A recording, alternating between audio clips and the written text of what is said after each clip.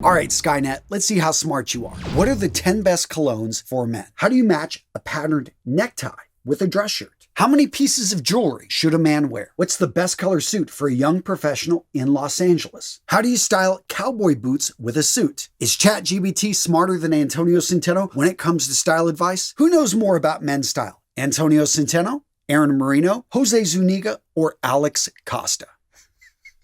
In today's video, gents, we're asking the open artificial intelligence platform ChatGPT style questions. So let's start this off with a relatively easy question. What are the 10 best colognes for men? It is subjective to determine the 10 best colognes for men, as personal tastes and preferences vary greatly. However, some popular and highly rated colognes for men include Chanel, Bleu de Chanel, Dior Sauvage, Tom Ford Noir Extreme, Yves Saint Laurent Homme, Creed Aventus, Gucci Guilty, Versace Eros, Joe Malone Peony and Blush Suede, Acqua di Parma Colonia, Ralph Lauren Polo Blue. All right, not a bad list. In fact, I own 9 out of those 10 fragrances. The only one, that Joe Malone, I'm not familiar with, but the other ones, decent. I wouldn't have put Polo Blue on the list, not one of my top picks. And to be straight up, if I were to make a YouTube video featuring those 10 fragrances, most people would say, you know what, that's a decent list. That's a good list. So good job, Skynet. But now let's ask a harder question. All right, so what are the best style of Levi's jeans for a muscular man? The best style of Levi's jeans for a muscular man will depend on his personal preference and the fit he's looking for. All right,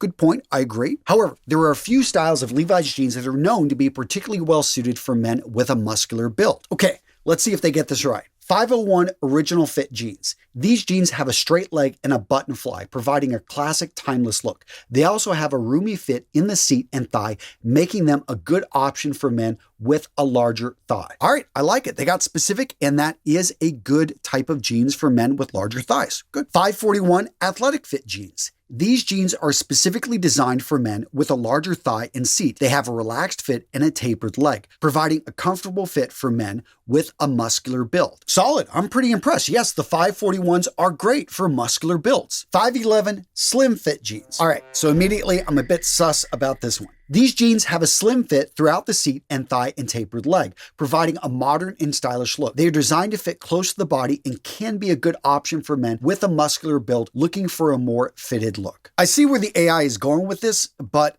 I wouldn't recommend 511s for most muscular men. Most of you guys that are doing squats, you've got, the thick thighs, you've got the big buttocks. In that case, 511s probably won't work. So this one, you've got to try them on. 505 Regular Fit jeans. Yeah, this one was easy and is a solid choice. These jeans have a regular fit throughout the seat and thigh and a straight leg, providing a comfortable and classic look. That was a solid answer. Now at this point, let's ask a non-style question. Why do people use air fresheners in their cars? So within a few seconds, I get 6 reasons. To eliminate unpleasant odors. Air fresheners can help mask or eliminate unpleasant odors in a car, such as smoke, pet odors, or food smells. Some people use air fresheners to create a pleasant atmosphere in their car, such as a fresh, clean, or floral scent, to improve the overall air quality in a car by removing pollutants and allergens. Personal preference. Some people simply prefer the scent of an air freshener and find it pleasant to have a nice smell in their car when they're driving, to cover up the unpleasant smells of the air conditioner. And number 6, to improve mood. Certain fragrances or scents have been known to improve mood and reduce stress. Some people use air fresheners in their car to promote a more relaxed or energized feeling. Well, gentlemen, if you're looking for a beautifully designed air freshener for your car, you need to check out today's sponsor, Drift. Now, I know for me, when I get into my vehicle, I want it to smell good. For me, smell is all about mood,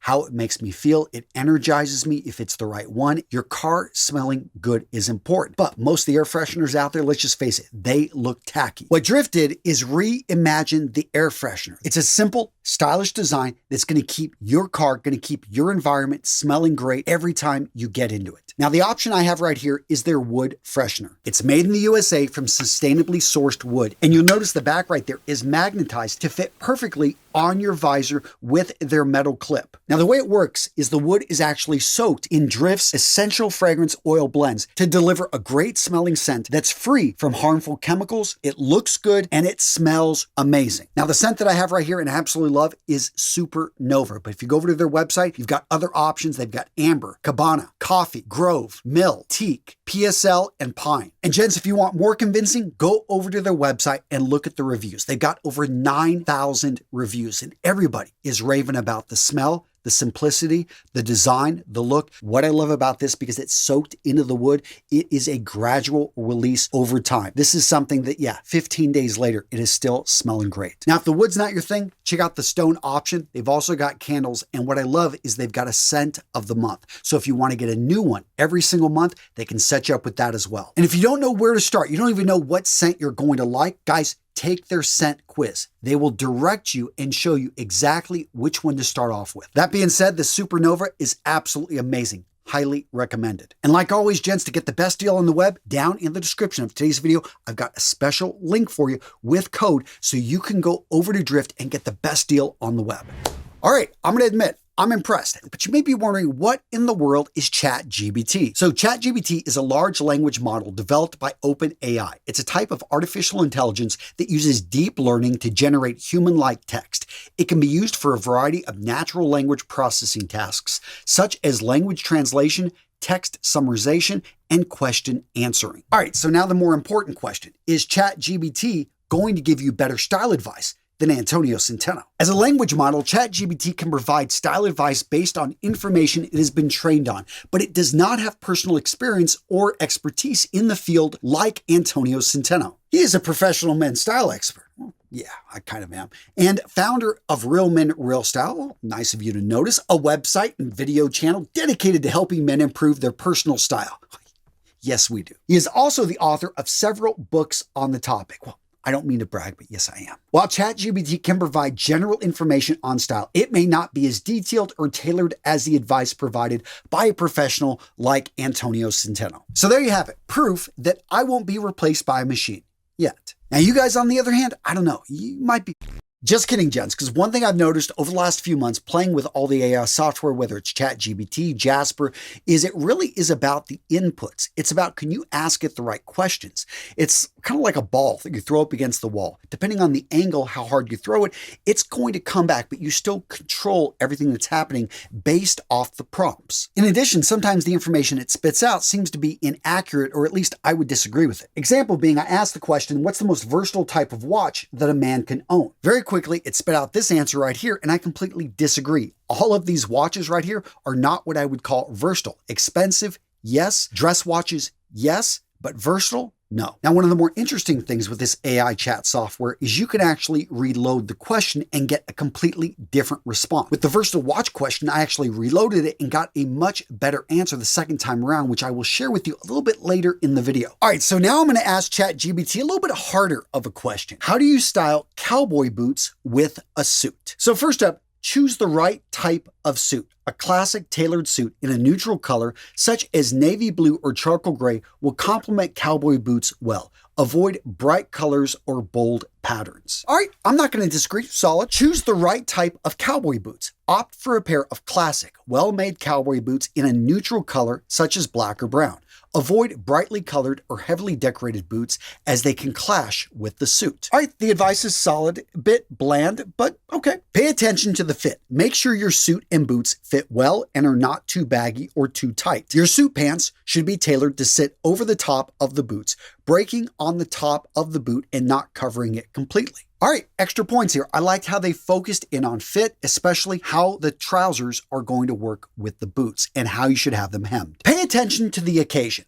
Keep in mind the occasion or dress code, as some events may require a more formal or dressy attire, and wearing cowboy boots with a suit may not be appropriate. I have to admit, I feel like I'm reading one of my own articles here. Accessorize, add a belt, a pocket square, or a tie to complete your look, and make sure they match the color of your boots. My only quibble here is that they're using the word or. I think that if you are actually dressing up in a suit with Western boots, going to a fancy event, you're from Houston, Texas, in New York City, and you want to stand out, at the same time, not stand out so much, wear that necktie, wear a belt, and have a pocket square, but have a little bit of fun with the boots. Show your heritage. Mind the contrast. If you want to create a contrast between suits and boots, you can choose a pair of boots in a different color than the suit and make sure the rest of the outfit complements the boots. I'll be honest, that was pretty solid info, but let's ask an even more specific question. All right, ChatGPT, how should a 35-year-old man dress for his brother's wedding? So first up, wear a suit. A classic suit in a neutral color, such as navy blue or charcoal gray, is appropriate for a wedding. Avoid bright colors or bold patterns. Now, I'm not going to disagree with this, but I am going to say before you would do that, I would check to find out what the dress code is.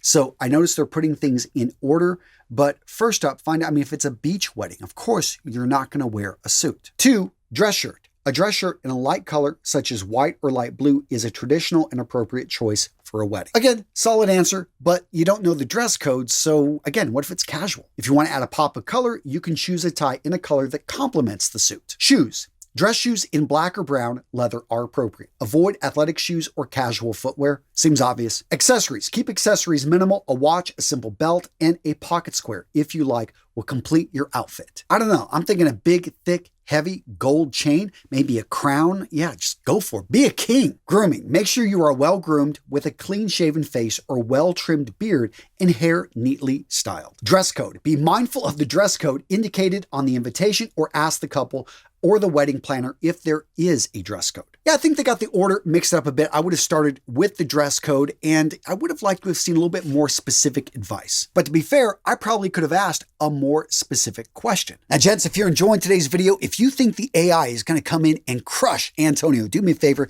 smash the like button or hit the dislike, whatever you want to do. I appreciate it, guys, when you engage with the videos. Now, remember at the beginning of this video, I asked that cologne question, but I could have been more specific. In this question right here, I'm asking for 20 colognes, the best of what, 2023. Now, right here, the software quickly points out that it doesn't have the latest information, and it spits out a decent list of fragrances. And the fragrances on this list are good. 19 out of the 20 I own. Again, this Joe Malone keeps popping up. I'm gonna have to check it out. Point being is, when I look at this list, I see not much of an opinion. I see a computer going out there, gathering information, and bringing a average of what it finds. And I think that's a big limitation of the artificial intelligence software that we see out there, is that it is still relying on the information it can find, and oftentimes it's going with the average, which if you like something that's opinionated, maybe you find an influencer or a YouTuber, you just really like their sense of style, you like the fragrances they normally pick because it suits you. I think this is where AI seems to be falling a bit flat, is giving specific information with a bit of attitude. Although when I asked the question, what are the best fragrances from the House of Creed? Again, being a little bit more specific here, number 1 on this list, no surprise, they put Creed Aventus, but I like how they gave me the accords and I get an idea of what this thing smells like. Next up, they had Green Irish Tweed, a beautiful fragrance. And I think for most people that own a lot of Creed fragrances, we would agree that these two are popular for a reason. They're solid picks. Next up, it brings up Silver Mountain Water. And I like this as a third pick because it complements the other 2 fragrances. If you were to have these 3, you wouldn't feel that any of your fragrances are redundant. And this 4th pick, Original Vetiver, this was the perfect pick in my opinion because, again, it complements all 3 of the fragrances that are above it. So this was a solid choice. Coming in at number 5, we've got Creed Himalaya, which is personally one of my favorite Creeds. I love the metallic note, the cleanness, but I do feel with Silver Mountain Water, it's a bit redundant if you have both of those and you don't have a very big collection.